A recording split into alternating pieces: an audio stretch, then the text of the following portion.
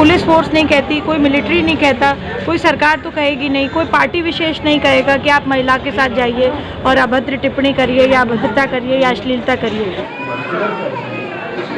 और अच्छी बात यह है कि जिनकी 2 भी बेटियां हैं और अगर वो उस क्राइटेरिया में फिट होते हैं तो सरकार की तरफ से आपको 25,000 रुपये मिलेगा। राज्य महिला आयोग की उपाध्यक्ष अपर्णा यादव ने बुधवार को जिला महिला चिकित्सालय बाराबंकी में औचक निरीक्षण किया।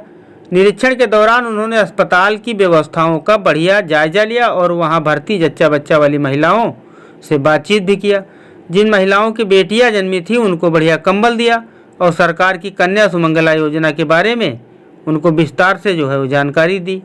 बेटियों को आगे बढ़ाने के लिए योगी सरकार लगातार प्रयास कर रही है। ये बात अपर्णा यादव ने मीडिया से बताया है और कन्या सुमंगला योजना इसी दिशा में एक महत्वपूर्ण पहल है। लोगों को इस योजना का अधिक से अधिक लाभ उठाने की अपील भी की है। महिला सुरक्षा के क्षेत्र में महिला आयोग और गृह विभाग बढ़िया काम कर रहा है और उत्तर प्रदेश पुलिस महिला सुरक्षा को लेकर हर रोज कैंप लगा करके लोगों को जागरूक भी कर रहा है, महिलाओं और बेटियों को। पोर्टल है, आपको ऑनलाइन तरीके से इस पे अप्लाई करना होगा और योगी जी की स्कीम आपको ये मिलेगी अपनी बेटियों के लिए। इस स्कीम का नाम है कन्या सुमंगला योजना। क्या नाम है? कन्या सुमंगला योजना। प्लीज़ इसको आवेदन करिए और आप लोग भर करके इसका फ़ायदा ले सकते हैं। और देखिए, बेटियां होना, कोई पहले लोग कहते थे बेटी हो गई, अब क्या करेंगे। आजकल बेटियां देखिए हर जगह नाम रोशन कर रही हैं। पुलिस फोर्स में अभी हमारे पिछले दिनों की बात है, उत्तर प्रदेश में 66,000 कुछ भर्तियां हुई, जिसमें कि 33,000 से ऊपर महिला पुलिस कर्मियों को जगह दी। तो देखिए, बच्चियों को पढ़ाइए, लिखाइए, आगे बढ़ाइए, फोर्स का हिस्सा बनाइए, मिलिट्री का हिस्सा बनाइए, पुलिस फोर्स का हिस्सा बनाइए, अच्छी बात रहेगी।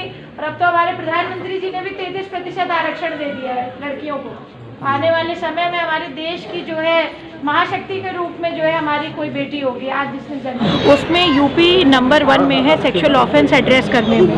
तो इसका मतलब है कि यूपी में महिला आयोग और होम्स डिपार्टमेंट बहुत एक्टिवली काम कर रहा है। और समाज का भी देखिए बहुत बड़ा दायित्व होता है कि हम अपराध को रोक सकें, क्योंकि कोई भी पुलिस फोर्स नहीं कहती, कोई मिलिट्री नहीं कहता, कोई सरकार तो कहेगी नहीं, कोई पार्टी विशेष नहीं कहेगा कि आप महिला के साथ जाइए और अभद्र टिप्पणी करिए या अभद्रता करिए या अश्लीलता करिए। तो ये इस प्रकार की जो नग्नता है, जो इस प्रकार का अभद्र व्यवहार है, ये कहीं ना कहीं हमारे समाज से आ रहा है। तो हमें एजुकेट करना पड़ेगा अपने बच्चों को, अपने जो पीढ़ी है हमारी युवा पीढ़ी, उसको एजुकेट करना पड़ेगा। और मैं तो कहूँगी युवा ही नहीं, चाहे वो प्रौढ़ अवस्था में हो, चाहे वो मध्यान्ह अवस्था में हो, चाहे वो बच्चे हो, तो सबको एजुकेशन की ज़रूरत है। और महिला अपराध का जो ग्राफ है, डेफिनेटली योगी जी की सरकार में कम हुआ है। मिशन शक्ति फेज़ 5 में हमने जिस तरह से काम किया है, और आदरणीय मुख्यमंत्री जी का तो मैं बहुत बहुत हृदय से धन्यवाद देती हूँ। बाराबंकी का ही केस है जिसमें एक बच्ची, जो बहुत छोटी बच्ची थी, नाबालिग बिटिया थी, उसके साथ रेप जैसा काम हुआ।